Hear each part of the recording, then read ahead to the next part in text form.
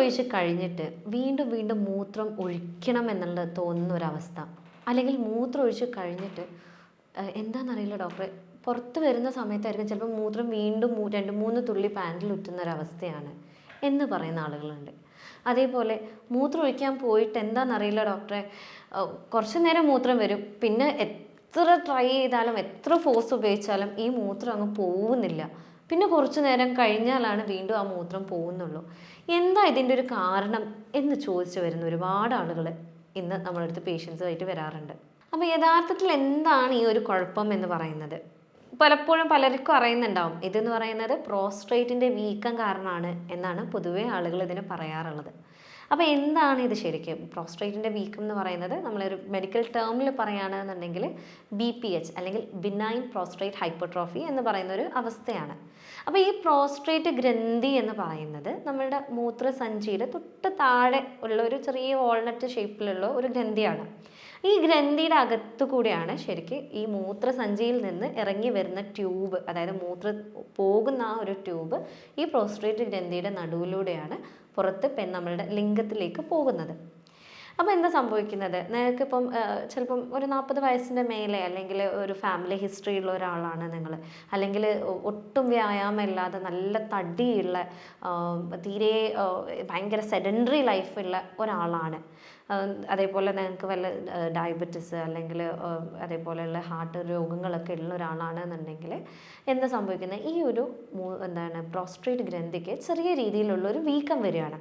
ഇത് വീങ്ങി വരുമ്പോൾ അല്ലെങ്കിൽ തടിച്ചു വരുമ്പോൾ ഈ ഇടയിലൂടെ പോകുന്ന ഈ ഒരു മൂത്ര പൈപ്പ്, ഈ ഒരു പൈപ്പിനെ ഇങ്ങനെ പോകുന്ന പൈപ്പിനെ സൈഡിലുള്ള ഈ ഗ്രന്ഥി തടിച്ചു വരുമ്പം ഇതിങ്ങനെ നേരിയായിട്ടാണ് വരിക.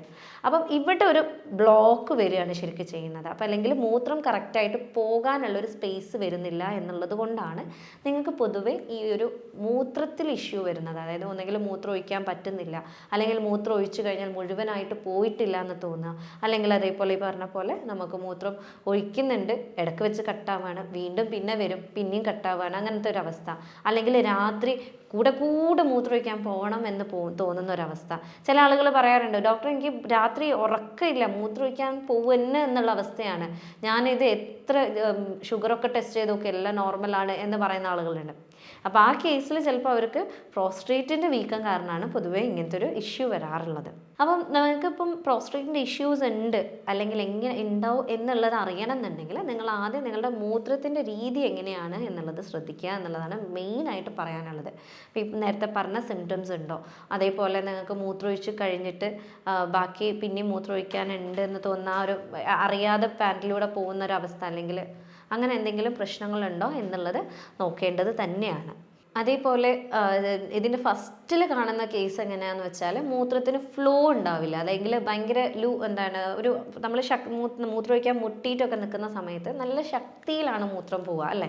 അപ്പം ഇങ്ങനൊരു കേസ് ഉണ്ടെന്നുണ്ടെങ്കിൽ നിങ്ങൾക്കൊരു വീക്കം വരാൻ സാധ്യതയുണ്ട്, അല്ലെങ്കിൽ ചെറിയ രീതിയിൽ വീക്കം ഉണ്ടെന്നുണ്ടെങ്കിൽ ആ ഒരു ശക്തിക്ക് അവിടെ കുറവുണ്ടാവും, അല്ലെങ്കിൽ ആ മൂത്രം അങ്ങനെ സ്റ്റഡി ആയിട്ട് പോകുന്നതിൽ ഒരു ചെറിയ രീതിയിൽ കുറവുണ്ടാവും. ടു എ പോയിന്റ് ശരിക്കും ഇത് കൂടിക്കഴിഞ്ഞാൽ സ്പ്രേ ചെയ്യുന്ന അത്രയും ശരിക്കും മൂത്രം വരുന്ന അവസ്ഥയിലേക്ക് വരെ പോകാറുണ്ട്, അത് കറക്റ്റായിട്ട് ട്രീറ്റ് ചെയ്തിട്ടില്ല എന്നാണെങ്കിൽ.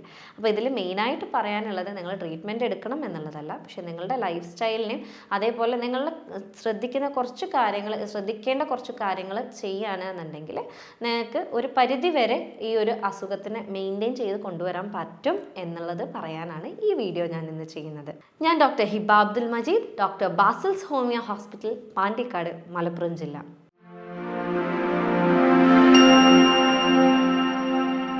അപ്പം ഈ ഒരു ഇഷ്യൂസ് ഉണ്ട് എന്നുണ്ടെങ്കിൽ ചില ആളുകൾ ചോദിക്കാറുണ്ട്, ഡോക്ടറെ ഈ പ്രോസ്ട്രേറ്റിൻ്റെ വീക്കം എന്ന് പറയുന്നത് ശരിക്കും അത് ക്യാൻസർ ആവാറുണ്ടോ എന്ന് ഭയങ്കരമായിട്ടുള്ളൊരു ആദിയോടുകൂടി ഒരുപാട് പേഷ്യൻസ് നമ്മൾ സമീപിച്ചിട്ടുണ്ട്. അപ്പോൾ അതിൽ പറയാനുള്ളത്, പ്രോസ്ട്രേറ്റിൻ്റെ വീക്കം എന്ന് പൊതുവേ നമ്മൾ പറയുന്നത് ഈ ബിനൈൻ പ്രോസ്ട്രേറ്റ് ഹൈപ്പർട്രോഫി എന്ന് പറയുന്ന കണ്ടീഷനാണ്. അതായത് അതൊരു പരിധിയിൽ കൂടുതൽ ഒരവസ്ഥയിലേക്ക് പോവാറില്ല, അതൊരു വീക്കായിട്ട് അവിടെ ഉണ്ടാവും, അത് കൂടിക്കഴിഞ്ഞാൽ ബുദ്ധിമുട്ടുകൾ ഉണ്ടാവും, പക്ഷേ അത് ഗ്രാജുവലായിട്ട് പതിയായിരിക്കും അതിന് സിംറ്റംസ് ഒക്കെ വരുന്നത്. പൊതുവേ നിങ്ങൾ ശ്രദ്ധിച്ചിട്ടുണ്ടാവും, നിങ്ങളൊരു ഡോക്ടറെ കാണിക്കുകയാണെന്നുണ്ടെങ്കിൽ ഇത്തരത്തിൽ ബുദ്ധിമുട്ട് പറയുന്നുണ്ട് എന്നുണ്ടെങ്കിൽ PSA എന്ന് പറയുന്നൊരു ടെസ്റ്റ് അവർ ചെയ്യിപ്പിക്കാറുണ്ട്. അതേപോലെ നിങ്ങൾ ഹോസ്പിറ്റലിൽ പോകുന്ന സമയത്ത് ഡിജിറ്റൽ എക്സാമിനേഷൻ രക്തത്തിലൂടെ എക്സാമിൻ ചെയ്യാറുണ്ട് ഡോക്ടർ. അപ്പം ഇതൊക്കെ ചെയ്യുന്ന എന്താണെന്ന് വെച്ചാൽ ഇതിൽ എന്തെങ്കിലും ഇഷ്യൂസ് ഉണ്ട് എന്നുണ്ടെങ്കിൽ PSA ഒക്കെ അളവിൽ കൂടുതലുണ്ട് എന്നുണ്ടെങ്കിലാണ് അതിനെ ക്യാൻസറസ് ആവി, അതേപോലെ ഡിജിറ്റൽ എക്സാമിനേഷൻ ചെയ്തിട്ട് ഡോക്ടർക്ക് കൺഫേം ചെയ്യാറുണ്ട്. അപ്പോൾ ഇത് ക്യാൻസറസ് ആണ് സംശയം ഉണ്ട് എന്നുണ്ടെങ്കിൽ അതിനെ ബയോപ്സിക്ക് വിട്ടിട്ടാണ് അത് കൺഫേം ചെയ്യാറുള്ളത്. അപ്പോൾ സാധാരണഗതിയിലുള്ള എല്ലാ വീക്കങ്ങളും അല്ലെങ്കിൽ എല്ലാ പ്രോസ്റ്റേറ്റ് വീക്കങ്ങളും ക്യാൻസറസ് അല്ല എന്നുള്ളതാണ് ആദ്യം തന്നെ പറയാനുള്ളത്. പക്ഷേ ഇത് പ്രായം കൂടുതലുള്ളപ്പം ഉണ്ടാകുന്ന പ്രശ്നമല്ലേ, ഒരു 40 വയസ്സിൻ്റെ മേലെയൊക്കെ ഉണ്ടാകുമ്പോൾ പ്രശ്നമല്ലേ, അല്ലെങ്കിൽ 60 വയസ്സ് കഴിഞ്ഞാൽ വരുന്നതല്ലേ, അപ്പോൾ അത് കാര്യമാക്കേണ്ട, അത് ഞാൻ എങ്ങനെയെങ്കിലുമൊക്കെ സഹിച്ച് നടന്നോളാം എന്ന് പറയുന്ന ആൾക്കാരുണ്ട്. പക്ഷേ നിങ്ങൾ ഒന്ന് മനസ്സിലാക്കേണ്ടത്, ഇത് പരിധിയിൽ കൂടുതലാണ്, ഈ ഒരു വീക്കം കൂടി വരുന്നുണ്ട്, വല്ലാണ്ട് കൂടിയിട്ടാണ് നിൽക്കുന്നതെന്നുണ്ടെങ്കിൽ പല രീതിയിലുള്ള കോംപ്ലിക്കേഷൻസ് വരെ വരാറുണ്ട്. അതിലൊന്നെന്ന് പറയുന്നത് നിങ്ങളുടെ സെക്ഷൽ ലൈഫിൽ ഇഷ്യൂസ് വരാറുണ്ട് എന്നുള്ളതാണ്. പ്രത്യേകിച്ച് ഇറക്ടൈൽ ഡിസ്ഫങ്ഷൻ, അതായത് ഉദ്ധാരണക്കുറവ്, സമയക്കുറവ് പോലുള്ള രോഗങ്ങൾ വരാറുണ്ട്. 2, ഇത് വല്ലാണ്ട് വീങ്ങിക്കഴിഞ്ഞ് കഴിഞ്ഞാൽ ടു എ പോയിന്റ് ആ ഒരു ഞാൻ നേരത്തെ പറഞ്ഞ ആ ഒരു മൂത്രത്തിൻ്റെ ട്യൂബ് അവിടെ ക്ലോസ് ആയി മൂത്രം പോലും വരാൻ പറ്റാത്തൊരവസ്ഥയിലേക്ക് വരാറുണ്ട്.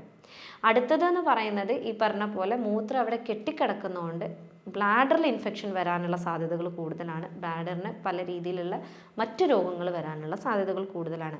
അത് മാത്രമല്ല, ഇതിങ്ങനെ കെട്ടിക്കിടക്കുന്നതുകൊണ്ട് തന്നെ ബ്ലാഡറിൽ കല്ല് വരാനുള്ള സാധ്യതകളും വളരെ കൂടുതലാണ്. അതേപോലെ മറ്റൊരു പ്രശ്നം എന്ന് പറയുന്നത്, ഇത് ബ്ലാഡറിൽ ഇങ്ങനെ കെട്ടിക്കിടക്കുമ്പം ബാക്ക് പ്രഷർ വരുന്നൊരവസ്ഥ വരും. അതായത് മൂത്രത്തിന് പോകാൻ പറ്റാത്തൊരു സാഹചര്യം വരുമ്പോൾ അതിന് കിഡ്നിനെ വരെ ബാധിക്കാനുള്ള സാധ്യതകൾ വളരെ കൂടുതലാണ്. ചില ആളുകളുടെ കേസിൽ അവർക്ക് നടുവേദന വരാം, അല്ലെങ്കിൽ അടിവയറ്റിന് ഭയങ്കര ബൾജ് ഫീൽ ചെയ്യാം, ഭയങ്കരമായിട്ടുള്ള അസഹനീയമായിട്ടുള്ള വേദന വരാം. അങ്ങനെയൊക്കെയുള്ള ബുദ്ധിമുട്ടുകൾ ഇതിൻ്റെ കൂടെ കോംപ്ലിക്കേഷൻസ് ആയിട്ട് ഉണ്ടാവാറുണ്ട്. അപ്പോൾ ഇത് എങ്ങനെ നമുക്ക് പ്രിവെൻറ്റ് ചെയ്യാൻ പറ്റും? അതായത് നമ്മൾ ഇപ്പോൾ ഓൾറെഡി 40 വയസ്സിന് മേലെയുള്ള ഒരാളാണ്, നിങ്ങൾക്ക് ഷുഗർ ഉണ്ട്, അല്ലെങ്കിൽ ഹൃദ്രോഗങ്ങൾ എന്തെങ്കിലും ഉണ്ട്, നിങ്ങളുടെ ഫാമിലിയിൽ ഹിസ്റ്ററി ഉണ്ട് എന്നുണ്ടെങ്കിൽ നിങ്ങൾ ഇങ്ങനെ ഒരു അവസ്ഥയിലേക്ക് പോകാതിരിക്കാൻ നിങ്ങൾ എന്തൊക്കെ ശ്രദ്ധിക്കണം എന്നുള്ളതാണ് നമ്മൾ ആദ്യം പറയുന്നത്. അപ്പോൾ അതിൽ പറയാനുള്ളത് എന്നുള്ളത് നിങ്ങളുടെ ഭക്ഷണത്തിൽ നിങ്ങൾ നിർബന്ധമായിട്ടും ശ്രദ്ധ വരുത്തുക എന്നുള്ളതാണ്. അതായത് നല്ല രീതിയിൽ പച്ചക്കറികൾ കൂട്ടുക. നമ്മൾ ആൽക്കഹോൾ കൺസ്യൂം ചെയ്യുന്ന ഒരാളാണ്, മദ്യം കഴിക്കുന്ന ഒരാളാണെന്നുണ്ടെങ്കിൽ നിർബന്ധമായിട്ട് അത് കുറയ്ക്കുക അല്ലെങ്കിൽ നിർത്തുക. രാത്രി കിടക്കുന്നതിന് തൊട്ട് മുന്നേ ഉള്ള വെള്ളം കൂടി നിങ്ങൾ കുറച്ചൊന്ന് ലിമിറ്റ് ചെയ്യുക. നിങ്ങൾ ദിവസം മുഴുവൻ വെള്ളം കുടിച്ചോളൂ, പക്ഷേ രാത്രി കിടക്കുന്ന ആ ഒരു ബെഡ് ടൈമിലേക്ക് നിങ്ങൾ വെള്ളം കുടിക്കുന്നത് ഒന്ന് കുറച്ച് കൊണ്ടുവരിക എന്നുള്ളതാണ്. അതേപോലെ നട്ട്സ് പോലുള്ള, അതേപോലെ ബെറീസൊക്കെ നന്നായിട്ട് കഴിക്കുന്നത് വളരെ നല്ലതാണ്. അതേപോലെ സോ പാൽമെറ്റോ എന്ന് പറയുന്ന ഒരു ചെടിയുണ്ട്. ആ ചെടീനെ ഇൻക്ലൂഡ് ചെയ്ത് നിങ്ങൾ ഭക്ഷണം കഴിക്കുകയാണെന്നുണ്ടെങ്കിൽ ഒരു പരിധി വരെ ഈ ഒരു വീക്കത്തെ നമുക്ക് കുറച്ച് കൊണ്ടുവരാൻ സഹായിക്കുന്നതായിരിക്കും. അപ്പോൾ നിങ്ങളുടെ ഭക്ഷണത്തിലേക്ക് ആ സോ പാൽമെറ്റോ എന്ന് പറയുന്ന ആ ഒരു ചെടീനെ ഇൻക്ലൂഡ് ചെയ്യാൻ വേണ്ടിയിട്ട് നിങ്ങൾ എന്തായാലും നിർബന്ധമായിട്ട് ശ്രദ്ധിക്കേണ്ടതാണ്. ഇപ്പോൾ ഈ പറഞ്ഞതെല്ലാം നമ്മൾ ഭക്ഷണത്തിൽ കൈകാര്യം ചെയ്യേണ്ട കാര്യങ്ങളാണ്. അപ്പോൾ നമ്മളുടെ നമ്മളുടെ ശാരീരികമായിട്ടുള്ള കാര്യങ്ങൾ നോക്കുകയാണെങ്കിൽ, നമ്മളുടെ ലൈഫ് സ്റ്റൈലിൽ നോക്കുകയാണെന്നുണ്ടെങ്കിൽ ആദ്യം തന്നെ പറയാനുള്ളത് എക്സസൈസ് നിർബന്ധമായിട്ടും ചെയ്യുക. 3/4 മണിക്കൂറെങ്കിലും നിങ്ങൾ ദിവസവും എന്തെങ്കിലും രീതിയിലുള്ള എക്സസൈസ് ചെയ്യുന്നുണ്ട്. പ്രത്യേകിച്ച് പെൽവിക് ഫ്ലോർ മസിൽ എക്സസൈസസ് ചെയ്യുന്നുണ്ട്. അതേപോലെ സ്വിമ്മിങ്, എയറോബിക്സ് പോലെയുള്ള എല്ലാ രീതിയിലുള്ള എക്സസൈസസും വളരെ നല്ലതാണ്. മറ്റൊന്ന് പറയാനുള്ളത്, നിങ്ങൾ സ്മോക്കിംഗ് ഹാബിറ്റ് ഉണ്ടെന്നുണ്ടെങ്കിൽ നിർബന്ധമായിട്ട് അത് നിർത്തേണ്ടതുണ്ട്. അതേപോലെ പറയാനുള്ളത്, ഒരു കാരണവശാലും യൂറിൻ ഒരുപാട് നേരത്തേക്ക് പിടിച്ചു വെച്ച് പഠിക്കരുത് എന്നുള്ളതാണ്. നമ്മളൊരു ശീലമാക്കി കൊണ്ടുവരാറുണ്ട്. ഇപ്പം നമ്മൾ ആഗ്രഹിക്കുന്ന സമയത്ത് ചിലപ്പം മുട്ടുന്ന സമയത്ത് നമ്മൾ വേറെ എന്തെങ്കിലും തിരക്കിലാവും. അപ്പോൾ ഇതൊന്ന് കഴിയട്ടെ എന്ന് പറഞ്ഞിട്ട് ഒരു കാരണവശാലും നിങ്ങളതന്നെ പിടിച്ചു വെക്കാതിരിക്കാൻ വേണ്ടിയിട്ട് ശ്രദ്ധിക്കുക. അതേപോലെ തന്നെ പറയാനുള്ളത്, റിലാക്സേഷൻ ടെക്നിക്സ് നിങ്ങളൊന്ന് ട്രൈ ചെയ്ത് നോക്കുക. അതായത് ഇപ്പം പ്രത്യേകിച്ച് ഇപ്പം ഓൾറെഡി നിങ്ങൾക്ക് BPH ഉള്ള ഒരാളാണ് എന്നുണ്ടെങ്കിൽ, നിങ്ങൾക്ക് കൂടെ മൂത്രമൊഴിക്കാൻ മുട്ടുന്നുണ്ട് എന്നുണ്ടെങ്കിൽ, ഒന്ന് മൂത്രമൊഴിക്കാൻ മുട്ടി നിങ്ങൾ മൂത്രമൊഴിച്ച് വന്നതിന് ശേഷം നിങ്ങൾക്ക് ആ ഒരു സമയത്ത് മൂത്രമൊഴിക്കാൻ മുട്ടുന്നുണ്ട് എന്നുണ്ടെങ്കിലും കുറച്ച് നേരം ഒരു 2 to 3 സെക്കൻഡ്സും കൂടി അതിനെ ഹോൾഡ് ചെയ്യാൻ വേണ്ടിയിട്ട് ശ്രമിക്കുക. അങ്ങനെ ഓരോ തവണയും 2 to 3 സെക്കൻഡ്സ് ആഡ് ചെയ്ത് കൊണ്ടുവരുമ്പോൾ ഒരു പരിധി വരെ നിങ്ങൾക്ക് ആ ഒരു രീതിയിലുള്ള ഒരു കൺട്രോൾ നിങ്ങൾക്ക് കിട്ടാൻ സാധിക്കും. എക്സസൈസിൻ്റെ കാര്യം പറയുമ്പം ഇതിൽ കൃത്യമായിട്ട് പറയാനുള്ള ഒരു കാര്യം എന്ന് പറയുന്നത്, ഓവറായിട്ട് നിങ്ങളുടെ വയറിന് സ്ട്രെയിൻ കൊടുക്കുന്ന രീതിയിലുള്ള എക്സസൈസുകൾ ചെയ്യരുത്. എക്സസൈസസ് വളരെ നല്ലതാണ്, പ്ലാങ്ക്സ് ഒക്കെ ചെയ്യുന്നത് വളരെ നല്ലതാണ്, എയറോബിക്സ് ഒക്കെ ചെയ്യുന്നത് വളരെ നല്ലതാണ്. പക്ഷേ ഓവറായിട്ട് ആ ഒരു പെൽവിക് ഫ്ലോർ മസിൽസിന് നിങ്ങൾ സ്ട്രെയിൻ ചെയ്യിക്കുന്ന രീതിയിലുള്ള എക്സസൈസസ് ചെയ്യാതിരിക്കുക, വാമപ്പ് ചെയ്യാതെ എക്സസൈസ് ചെയ്യാതിരിക്കുക. അതേപോലെ നിങ്ങൾ കറക്റ്റ് ഇൻ്റർവെൽസ് എടുത്തിട്ട് എക്സസൈസ് ചെയ്യുക. അവിടെ എന്തെങ്കിലും വേദനയോ ബുദ്ധിമുട്ടോ തോന്നുന്നുണ്ടെന്നുണ്ടെങ്കിൽ ഉടനടി നിങ്ങൾ എക്സസൈസ് ചെയ്യുന്നത് നിർത്തുക.